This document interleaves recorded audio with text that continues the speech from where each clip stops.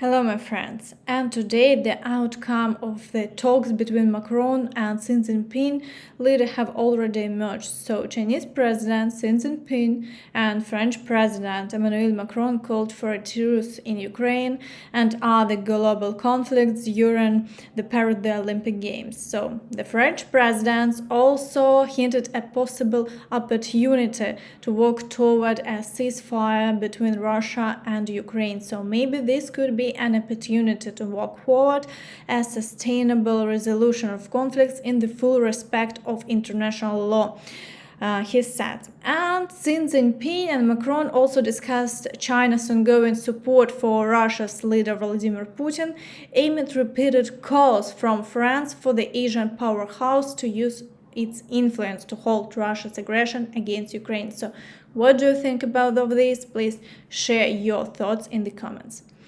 And now let's move on to the situation along the front line. So after days of intense activity, the occupiers have suffered significant losses, resulting in a decrease in activity today. And let's start with the Kupiansk direction, because here the occupiers conducted 9 assaults in the area of Sinkivka and are attempting to break through to Pishane with multiple groupings. So the situation is challenging. However, near Pishane, the Ukrainian forces are holding their ground, so the front line remains unchanged within the day. In the Svatove area, so the occupiers continue their assaults on Stelmachivka, but they also haven't achieved any success here, and the front line remains unchanged within the day. In the Kremina direction, so the occupiers are assaulting Nevske and Terny, and battles have resumed in the forest near Kremina. So, despite the ongoing attacks, the Russians are not achieving significant success here, so the front line remains unchanged. In the Syrsk direction, so a large number of assaults are ongoing in Bilogorivka, Verkhnyokamensky, Vyimka, and Rozdolivka. However, the Ukrainian forces continue to successfully repel the Russians, and the front line remains unchanged. So, in the Chasiv Yar direction, so the occupiers today decided to break through in the areas of Klashivka and Andreevka. So, they've concentrated their main forces on these two villages.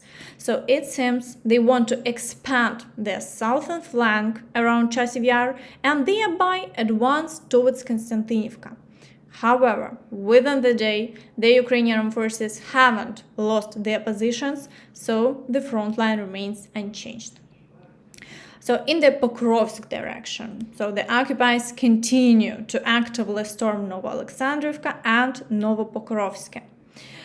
So they are shelling Kalinove, Progress, the village of Sokil, and Novopokrovsk. So despite the ongoing attacks, the Russian successes have stalled and the front line hasn't changed within a day. So, further south, active battles continue for Umansk, Yasnobrodivka, and of course Nitailova. And attacks have resumed in the Nevelsky area. So here, from both sides, the occupiers are attempting to break through to the village. So within the day, there were recorded 22 attacks along the entire Avdiivka direction. But the Ukrainian forces are holding their defense and intense battles persist. So in the Kurakhova direction, the occupiers continue to storm Krasnohorivka. So periodic attacks are carried out on Georgievka, and battles for Paraskevievka have resumed. So, however, besides their success in Krasnohorivka, shelling persists both along the front line and in the rear areas.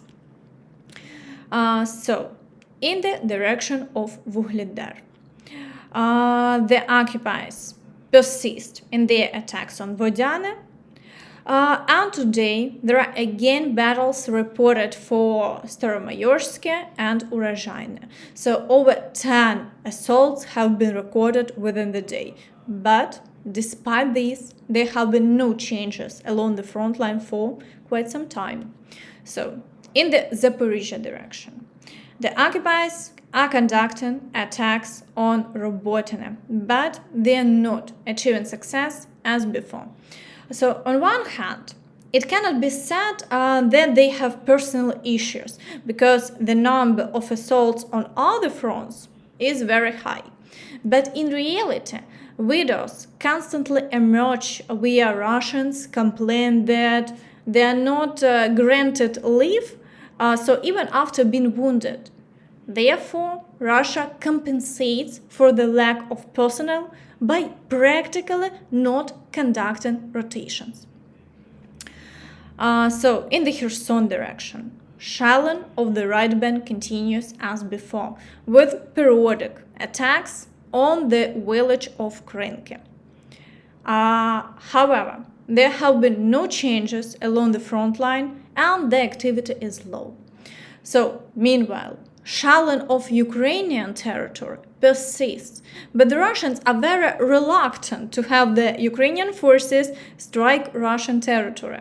Therefore, they threatened Britain with strikes on its military facilities because they don't mind Ukraine, so hitting Russia with British missiles. So let me translate you. So in response to Kiev's strikes on Russia using British weapons, strikes on military targets of Great Britain and beyond Ukraine could become a reality, so said the Russian foreign minister. Overall, Russian threats continue. And one question arises. Throughout the war, Russians have been claiming to be fighting NATO. However, when it was announced that NATO troops might be sent to Ukrainian territory, Russians became very concerned. So why? It's unclear. So in general, the circus continues and the Russians are finally exposed. So meanwhile, foreign analysts report that, according to their data, Russians have amassed a 50,000 strong force to storm Kharkiv. So, in the Belgorod, Kursk, and Bryansk regions of Russia, about 50,000 troops have been gathered. And analysts say that the northern grouping of Russian forces is unlikely to capture Kharkiv. However, offensive operations on Kharkiv and Sumy will divert defense forces from more important areas.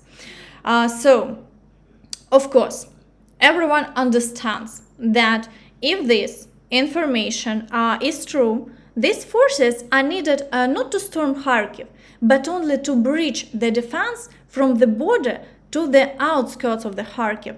So, at least, let me check. At least 21 kilometers. So, and if they manage to break through and reclaim territory previously liberated by the Ukrainian forces, then they will deploy additional troops to storm Kharkiv. So, however, it's still too early to talk about the storming of Kharkiv, as Russians typically encircle the city from both sides. So, for such maneuvers, which requires time, life forces, and equipment. Therefore, even throughout the summer, they are unlikely to successfully carry out such an operation. So, however, diverting our forces from other directions could indeed be their main objective. So, and maybe that's all from me. Please don't forget to like this video, subscribe to the channel, and of course hit the notification bell to stay updated on all the latest news. Of course, thank you for watching and see you next time. Bye bye.